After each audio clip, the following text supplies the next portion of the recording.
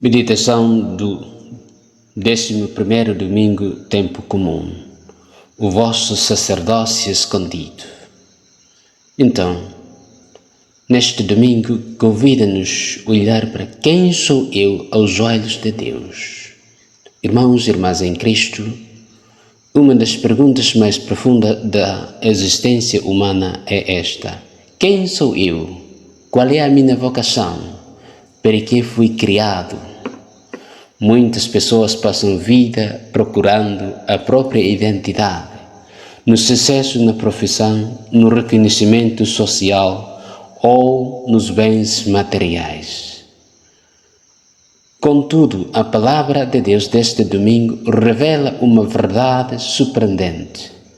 Antes de sermos professores, agricultores, estudantes, pais, mães, religiosos ou sacerdotes, somos um povo escolhido por Deus para participar na sua própria vida e da sua missão. Por isso, o centro das leituras de hoje não é simplesmente o sacerdócio dos padres. O centro e a vocação de todo o povo de Deus. Antes de chamar alguns para um ministério particular, Deus chama todos para a santidade. Antes da ordenação existe o batismo. Antes da missão existe a eleição divina. Antes de qualquer resposta humana existe o amor gratuito de Deus. E por isso que as leituras deste domingo nos ajudam a compreender dois grandes dons: o sacerdócio comum dos fiéis e o sacerdócio ministerial. Ambos procedem de Cristo e existem para a salvação do mundo. Primeiro, o sacerdócio comum dos fiéis. No livro do Êxodos, capítulo 19, versículo 6, que escutamos na primeira leitura, diz assim: sereis para mim um reino de sacerdote. Israel acaba de ser libertado da escravidão do Egito. Deus conduz o povo ao deserto para fazer uma aliança. Mas antes de entregar os mandamentos, Deus recorda quem eles são. Vós sereis para mim um reino de sacerdotes e uma nação santa. Estas palavras são extraordinárias. Deus não diz apenas que alguns serão sacerdotes.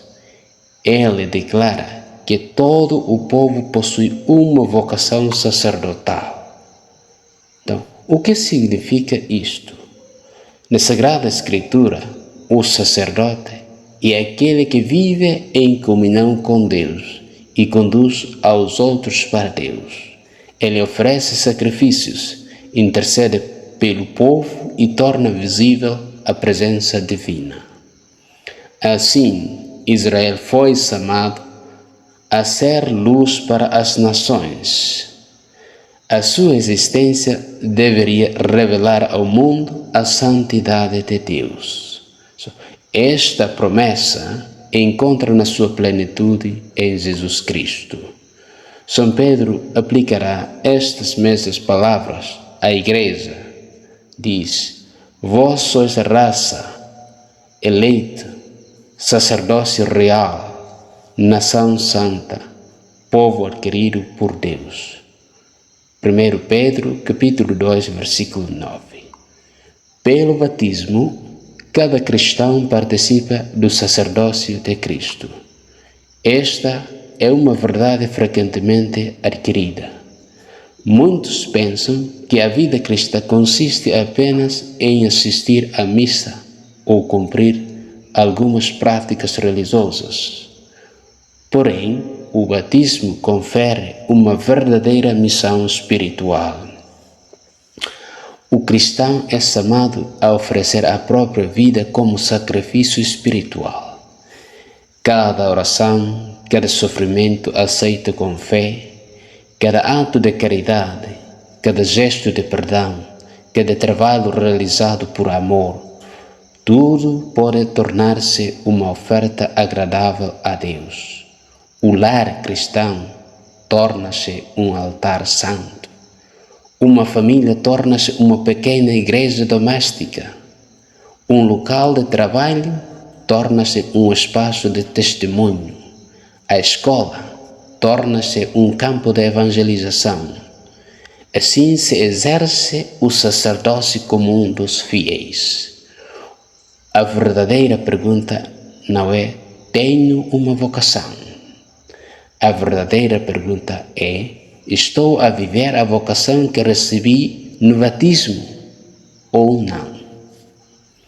Segundo, o sacerdócio ministerial. Vendo as multidões, Jesus encheu-se de compaixão, que escutamos no Evangelho. No Evangelho encontramos um dos textos mais comoventes sobre o coração de Cristo. São Mateus diz: Jesus viveu as multidões, encheu-se de compaixão por elas, porque estavam cansadas e abatidas como ovelhas sem pastor.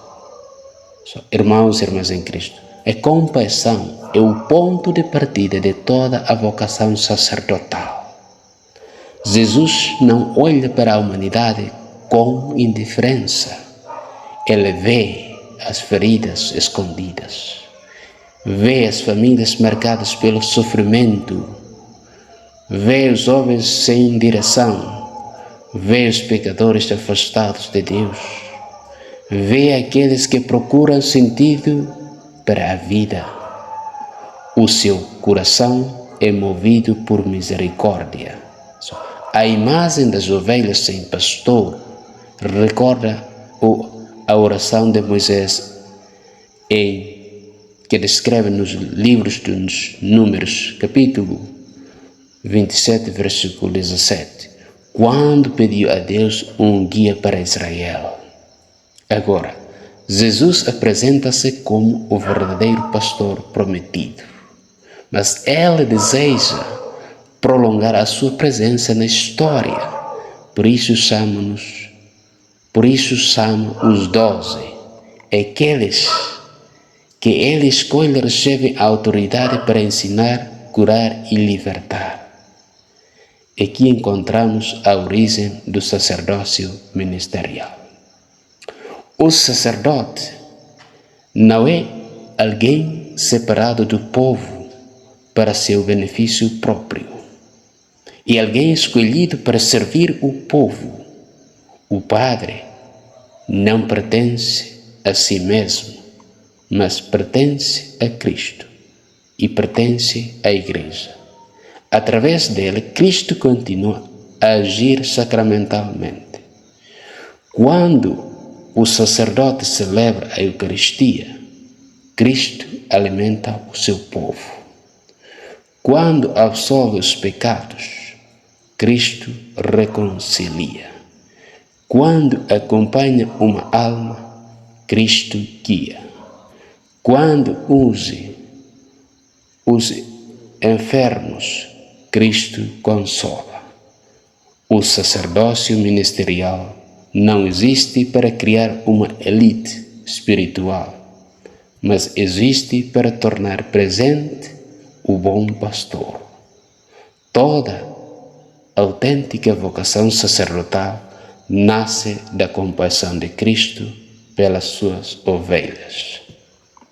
Então, terceiro, como aplicar na nossa vida espiritual? As relações entre os dois, sacerdócios e a aplicação da nossa vida. Uma das grandes riquezas da nossa fé católica é compreender que o sacerdócio comum e o sacerdócio ministerial não competem entre si. Ambos procedem do único sacerdócio de Cristo. O sacerdócio comum existe para santificar o mundo. O sacerdócio ministerial existe para servir e fortalecer essa santificação. Então, o sacerdote ajuda os fiéis a viver plenamente o batismo. E os fiéis realizam na sociedade a missão recebida de Cristo. O Concílio Vaticano II ensina que todos os batizados são chamados à santidade. Não existe uma santidade para os padres e outra para leigos. Existe uma única santidade, a participação na vida de Deus. Por isso, a Igreja de uma pessoa não depende da ordenação, do cargo ou do reconhecimento. A grandeza mede-se pela caridade. A Virgem Maria nunca recebeu o sacramento da ordem. No entanto, é a mais santa de todas as criaturas. Muitos santos foram simples pais de família, jovens, trabalhadores, catequistas e religiosos. O que os tornou grandes foi a fidelidade à vocação recebida. Talvez Deus esteja a chamar alguns jovens ao sacerdócio. Talvez esteja a chamar outros à vida religiosa. Talvez esteja a chamar muitos ao matrimônio cristão. E talvez esteja a chamar algum a uma vida de quem serviço silencioso e escondido. O importante não é comparar vocações. O importante é responder generosamente aos chamados de Deus. Toda vocação autêntica nasce do amor e conduz ao amor.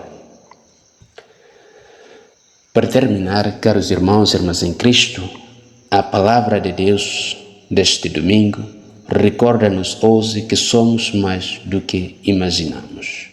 Pelo batismo somos um povo sacerdotal. Fomos escolhidos para viver em comunhão com Deus e para interceder pelo mundo. Ao mesmo tempo, Cristo continua a chamar sacerdotes para viverem este povo santo através da palavra, dos sacramentos e da caridade pastoral. Por isso, devemos rezar pelas vocações. A Igreja precisa de sacerdotes santos, precisa de religiosos e religiosas santos, precisa de famílias santas, precisa de jovens capazes de escutar a voz de Deus. Mas cada um de nós deve também perguntar qual é a vocação que Deus me confiou. Estou a viver plenamente a graça do meu batismo? Estou a oferecer a minha vida como um dom para Deus e para os irmãos? Que Maria, Mãe da Igreja, nos ensine a responder como Ele respondeu. Faça-se em mim segundo a tua palavra. E que Cristo, o sumo eterno sacerdote, faça de cada um de nós uma fonte, uma oferta viva para a glória do Pai e para a salvação do mundo. Amém.